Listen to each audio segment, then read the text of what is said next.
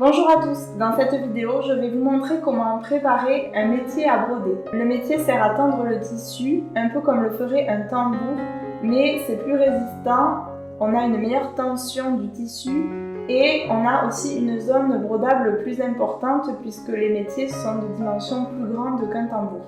D'ailleurs, les pièces réalisées en atelier de broderie, par exemple pour la haute couture, sont réalisées sur métier et non pas sur tambour. Les tambours sont plutôt réservés à l'échantillonnage, c'est-à-dire la recherche d'effets de matière ou de motifs, mais pour ce qui est de la production, on utilise des métiers. Le métier se présente sous la forme d'un cadre en bois. Au niveau de la longueur, vous avez normalement des bandelettes de tissu. Si vous n'en avez pas, vous devez les agrafer avec une agrafeuse murale. Ces bandelettes vont nous servir à coudre le tissu que l'on veut broder dessus. Et ensuite, au niveau de la largeur, il y a un mécanisme pour écarter le tissu et le tendre au maximum. Ce mécanisme n'est pas le même sur tous les métiers. Ici, par exemple, on a les baguettes de bois qui vont faire une rotation, mais ça peut être également un mouvement de translation pour écarter les deux côtés opposés du rectangle en bois. L'inconvénient du métier, parce qu'il y en a un, c'est que cela prend beaucoup plus de temps qu'avec un tambour.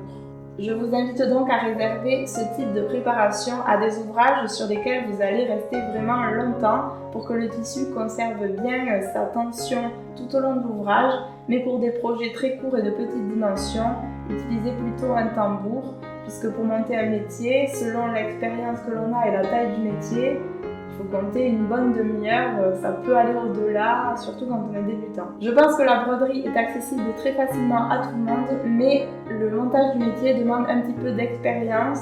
Il se peut que vos premiers montages soient un peu tordus, mais c'est comme ça qu'on apprend, donc je vous invite à persévérer, même si jamais votre premier montage n'est pas réussi. Nous allons maintenant voir pas à pas comment s'y prendre.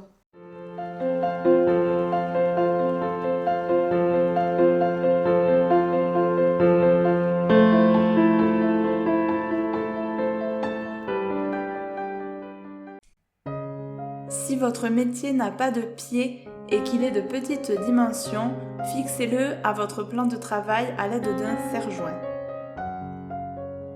Si votre métier est grand, vous pouvez plutôt le poser sur des tréteaux. Ensuite, il va falloir, comme je l'ai dit en introduction, coudre le tissu aux bandelettes qui se trouvent fixées sur la longueur de votre métier. Si vous n'en avez pas, rajoutez-les, mais il faut que ce soit un tissu extrêmement robuste.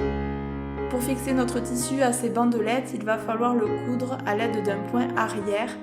Le point peut être un peu grossier, il n'a pas besoin d'être parfait puisqu'il sera défait ultérieurement. Attention à ne pas le faire trop tordu non plus, sinon cela risque d'impacter le montage du métier, c'est-à-dire que le tissu risque d'être tordu. Donc quand vous cousez, faites bien attention à coudre droit. Vous pouvez prendre par exemple un fil du tissu comme repère. Il faut donc veiller à ce que la couture soit droite, que ce soit sur le tissu, mais aussi sur la bandelette de tissu épais auquel on fixe notre tissu à broder. Si vous connaissez le droit fil de votre tissu, essayez de le mettre perpendiculaire à ces bandelettes. En principe, le tombé du tissu est meilleur dans ce sens.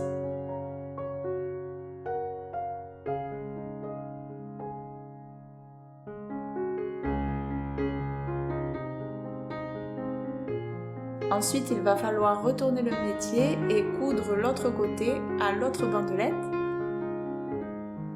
Là, la difficulté est de rester bien en face et une fois de plus, de rester bien droit. Alors comme vous le voyez, avant de coudre, je positionne mon tissu à l'aide d'épingles que j'enlève au fur et à mesure de ma couture. Si votre tissu est bien positionné, en le regardant de profil, vous devez avoir un bel arrondi. Si c'est le cas, que vous avez une courbure naturelle, c'est que votre tissu est bien placé, donc vous pouvez y aller. Ensuite, vous devez écarter les deux côtés opposés du rectangle que l'on vient de coudre. Et ça dépend du système de votre métier. Moi, c'est une rotation et ensuite je serre les vis. Mais sur mon autre métier que je vous montre à l'écran, vous voyez que ce n'est pas le même système, donc à vous de voir en fonction de ce que vous avez. Mais ce qu'il faut retenir, c'est que le tissu doit être le plus tendu possible, donc on écarte vraiment au maximum.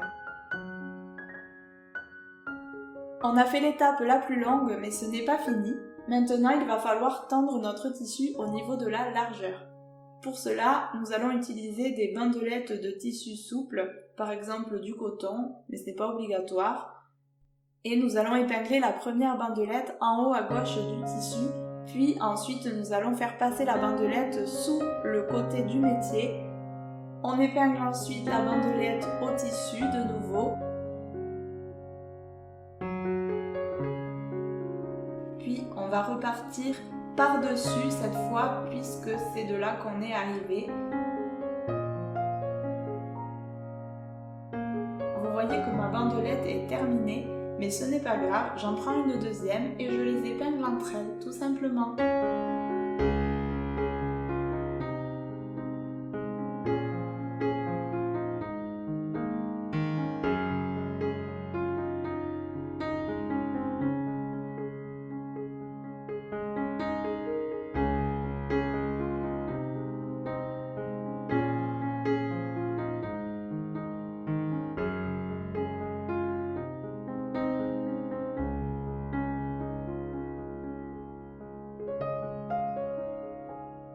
Je vous conseille d'utiliser des épingles à tête et assez longues. Là, les miennes, c'est vraiment le minimum en termes de longueur. Un peu plus long, c'est parfait. Pendant que vous tendez votre premier côté, faites très attention de ne pas trop tirer parce que sinon, quand vous ferez le deuxième côté, vous ne pourrez pas tirer suffisamment pour que votre tissu soit vraiment droit. C'est ça qui est très difficile, c'est de doser la tension que l'on met pour que des deux côtés on ait la même tension et que notre tissu reste bien droit. Si quand vous avez terminé votre deuxième côté, le motif est déformé, c'est que vous avez trop tiré d'un côté, donc malheureusement il va falloir recommencer cette étape. Je me souviens qu'à mes débuts, je m'arrachais les cheveux avec cette étape et que je recommençais assez souvent. Ça peut faire râler de recommencer, mais je vous assure que ça vaut le coup. Parce que si vous ne le faites pas et que vous laissez votre tissu tordu, une fois que vous allez défaire le métier et que votre tissu ne sera plus tendu, eh bien vous pourrez avoir des défauts qui se forment sur le tissu autour de la broderie et ça serait dommage.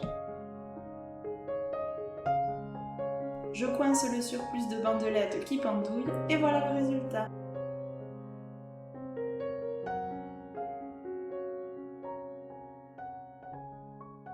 La vidéo est terminée, j'espère que cela vous a intéressé de voir comment monter un métier à broder et je vous dis à bientôt dans une prochaine vidéo.